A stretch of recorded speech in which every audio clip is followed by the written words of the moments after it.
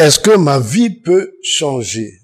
Est-ce que ma condition misérable peut changer? Est-ce que je peux espérer à des lendemains meilleurs? J'ai dit oui, mais il y a des choses à comprendre d'abord. Nous avons le Créateur et nous avons la créature. Nous avons le potier et nous avons le pot. Donc, le potier va toujours s'arranger afin que son pot se présente bien.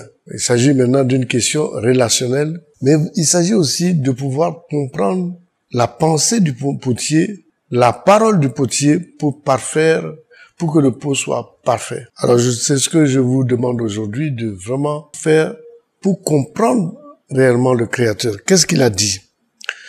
Lorsque nous prenons Apocalypse 12, verset 12, la Bible nous dit c'est pourquoi réjouissez-vous cieux, et vous qui habitez dans les cieux, malheur à la terre et à la mer, car le diable est descendu vers vous, animé d'une grande colère, sachant qu'il a peu de temps. Alors, lorsque nous lisons cette parole, nous voyons qu'il y a une question de responsabilité. Nous voyons que les cieux, il n'y a pas de problème, tout va bien. Mais la terre, on dit bon, il y a des problèmes et le responsable, ce sont les mauvais esprits.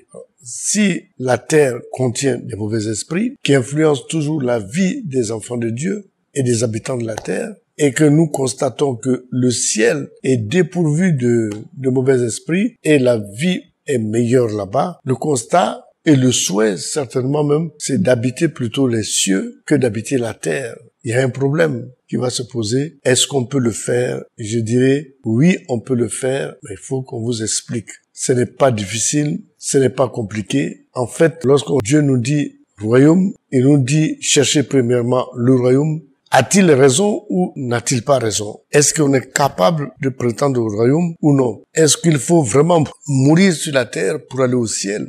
Ou bien on est capable de toucher le royaume, d'être dans le royaume par rapport à notre présence sur terre? Il y a beaucoup de questions à se poser. Il y a des questions qu'il faut pouvoir trouver la solution dans la Bible pour pouvoir évoluer. Amen. Lorsqu'on lit ce passage, on est stupéfait. On est stupéfait parce qu'on voit que la libération, c'est le royaume. Mais est-ce que nous avons la capacité d'aller dans le royaume? Est-ce que nous avons les atouts d'aller dans le royaume et vivre notre vie sur terre? Amen. Je pense que ce genre de questions doivent être posées et surtout ce genre de questions doivent pouvoir avoir leur réponse dans la Bible. Si Jésus est venu, il nous a annoncé le royaume et il nous a dit que c'est une bonne nouvelle le royaume. Certainement, il y a des voies, il y a des moyens, des voies et moyens pour y parvenir. Sinon, il n'aurait pas dû ça, de dire aux enfants, cieux, réjouissez-vous, malheur à la terre. Alors, c'est quand même difficile d'accepter ça. S'il dit, cherchez premièrement le royaume de Dieu, nous constatons que c'est sa volonté aussi, c'est sa pensée. Le seul problème, c'est qu'on va se dire, mais est-ce qu'on est capable?